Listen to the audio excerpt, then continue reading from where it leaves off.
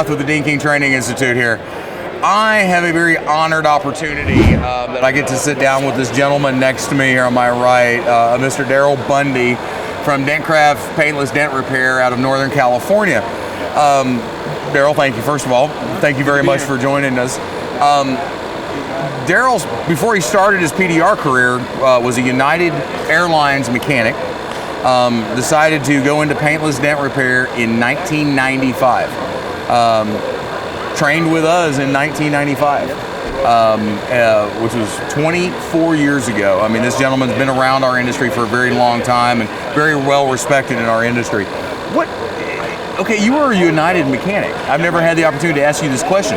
What made you choose to get into PDR? We were having pay cuts and pay freezes and possibility of layoffs. So a lot of guys were doing stuff on the side, and I saw an article in the paper on paintless dent repair.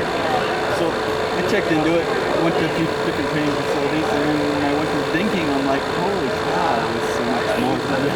The other shops didn't even want to show me the tools or what they were going to do with me. Right. Thinking Todd, they walked me around, this group of guys, and it was what I saw customers going in and out with smiles on their face when the dent was gone. I'm like, right. I need to get trained. Good. So bring us up to speed as to what's going on for you in the industry. I mean, you told me that you don't do hail typically. No, I do occasional hail. Occasional. It comes in through I do a lot of body shop and retail work. Gotcha. Okay. One of my main wholesale customers is customers. Oh, okay. So okay. That's really the only wholesale account that I have. I don't Gotcha. do any dealer work anymore. I'm strictly retail and body I don't blame you. Strictly retail and body shop. Gotcha. So, again, 24 years in the industry. Did you do more? So you've done a lot of body shop stuff over the years. Did you do the dealership route? I did. I was in the dealership route for probably my first 5-10 years. So is there any advice for the new guys coming up into the industry that you can give them as far as either how to establish themselves in a route, to what to say to somebody to try to get hooked up on a route, or just any advice you can give them? You have to do the dealer route and the wholesale work in order to get your quantity and your quality of repairs. Right. You just got to do a lot of repairs. Well, and let's face it, the wholesale industry is a great venue to learn and practice and become better and better at our craft. Because in essence, let's face it, the wholesale industry typically is not as picky. For lack of better terms, they're not as picky. It's a great training. Exactly, it's a great paid training scenario. So once you decided to get out of route, which you went to strictly to body shops at that point, or? Yes, I started doing a lot of body shops. I mean, of course, retail body shops and quality. I mean, your repairs have to be very good at that. Yeah, absolutely. Yeah, absolutely. So after you finish with the retail or the wholesale work, you transition to the body shop. And the body shops are great for training too. Right. Oh, absolutely. Yeah. I mean, they'll let you, hey, Darryl, give this a shot. You give it a shot, it doesn't work out, they fix it. Exactly. I mean, because you always have, even though we don't like to admit it, we have that fail-safe there. Yeah. For those of us that have worked for body shops in the past, if I screw it up, they're going to paint it anyway. So why not try? And then that's a transition to the retail. So you don't screw anything up. Of course. Now you're just fixing things. Which leads me to the next question, which is, what do you think, coming from a guy that's been in the industry as long, and I, for one, I don't know if I've ever told you, I cut my teeth in the wholesale industry as well, fixing those big nasty smashes that nobody else would touch, that should have gone to the body shop. What is your opinion with the new go-to in the industry of working on big smashes? Big smashes that's where the money is. Yeah. Once you start cutting your teeth on big smashes, there's a lot of anything, guys. Who's good at it. Right.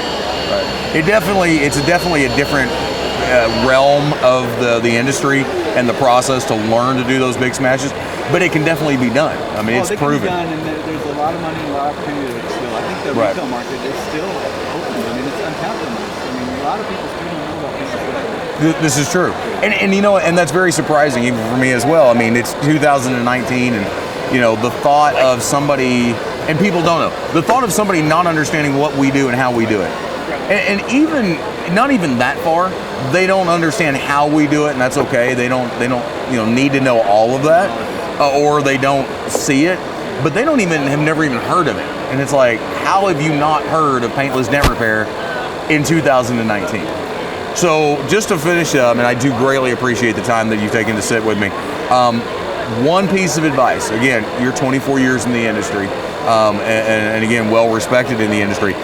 What's one piece of advice you can give to either somebody that is interested in getting into the industry, or somebody that's brand new going through school right now, or has just graduated, that's just going through that, oh my God, I've got to practice my rear end off? You got to practice. When you first, I came from my mechanical background. When you first grab a dent tool, you think it's going to be easy, but it's very difficult. Yeah. To watch a dent guy that's been doing it for a while, like me, it looks easy, but it is a very difficult trade. Very true. You have to be dedicated enough to push yourself over that hump.